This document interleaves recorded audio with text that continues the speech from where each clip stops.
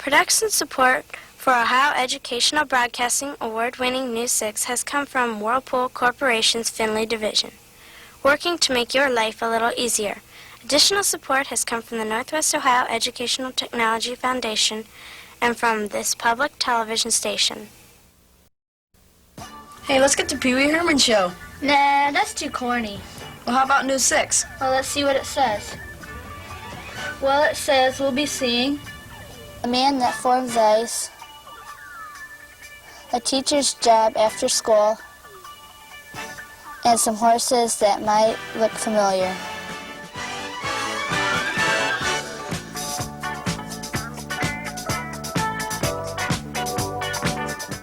Hi, and welcome to News 6. I'm Sarah Heilsorn from North Richland-Adams Elementary School in Defiance, Ohio. Here with our first story is Angela Steffel. When the weather warms up each spring, many of us would just as soon forget about ice. But a man in Defiance makes ice a year-round hobby.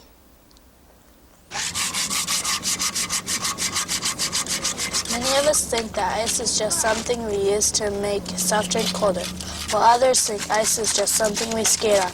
Well, we found one man that uses ice for something a little bit different, ice sculpting.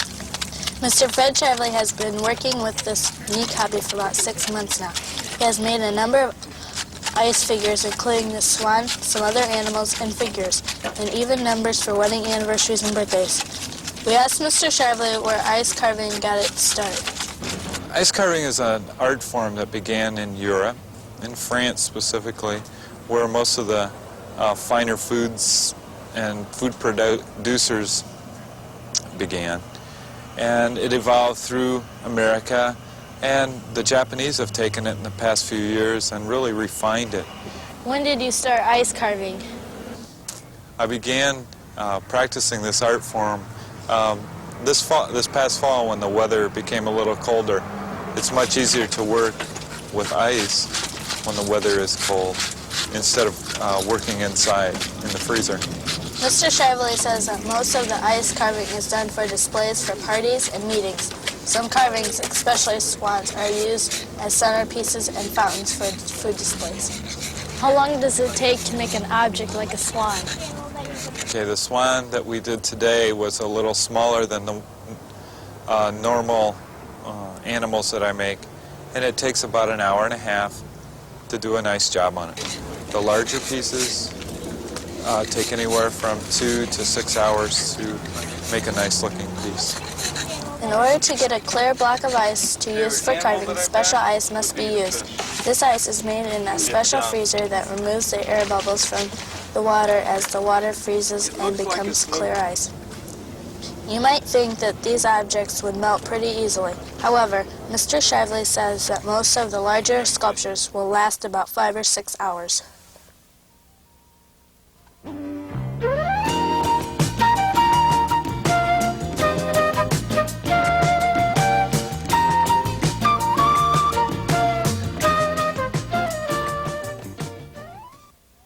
Today's show is being produced by the 6th grade at North Richland-Adams Elementary School in the Northeastern Local School District in Defiance, Ohio.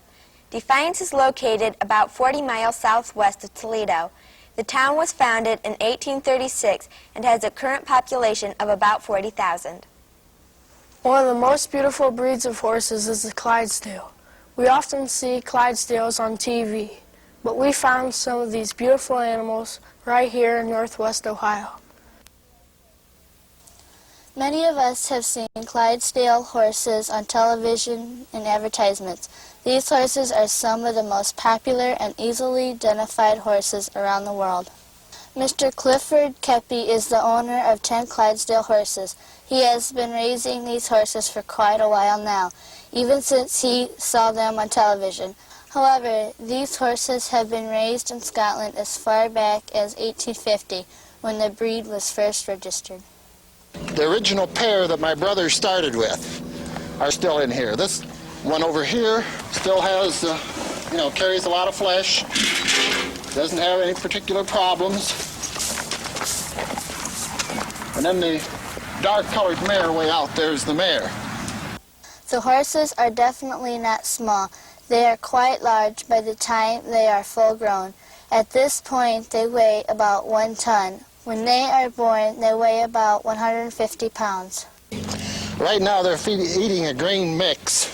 You can see there's corn in it, rolled oats, there's some pellets, horse pellets, and then we mix in some minerals and vitamins and a lot of liquid molasses.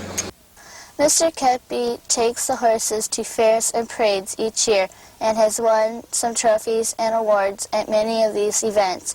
This year, however, Mr. Kepi plans to take his horses only to a few fairs.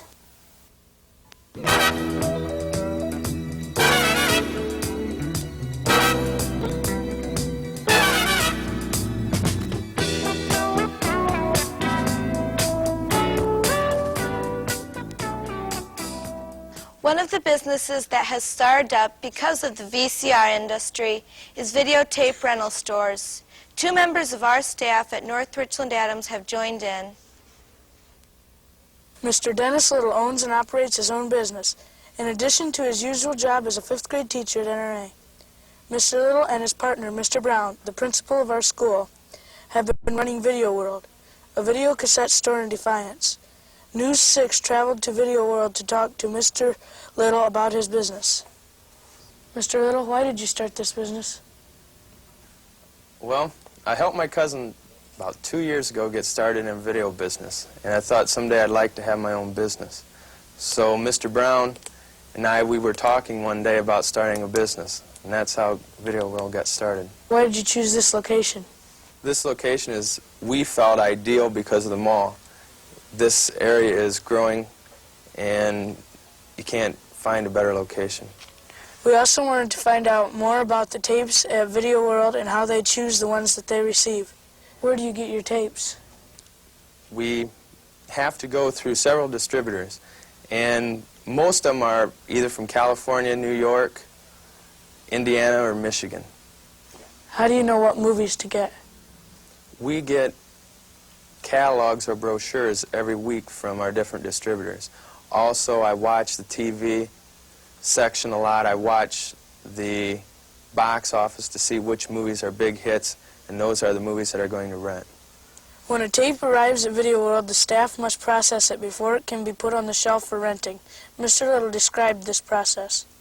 When we order a movie, they tell you exactly or close to when the movie will come in. We have the brochure, we order the movies, we get the movies from UPS, shipped directly to us. Then we have to go through, open it, check the movies, and put them in our categories. All of our movies are categorized in the store. Horror movies, comedies, children's. Do you think the business will ever die out? No. I think it's a growing business with all the new movies. There's new movies every day going to different box offices. This business will never die out. That's all for this week's show. Join us next week when News 6 travels to Attica, Ohio.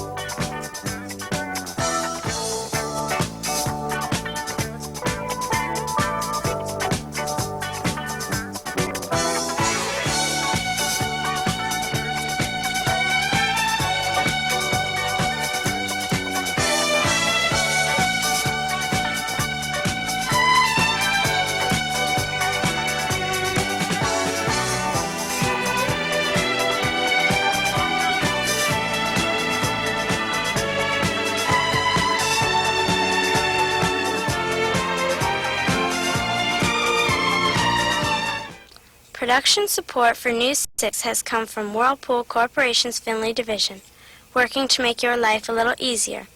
Additional support has come from the Northwest Ohio Educational Technology Foundation and from this public television station.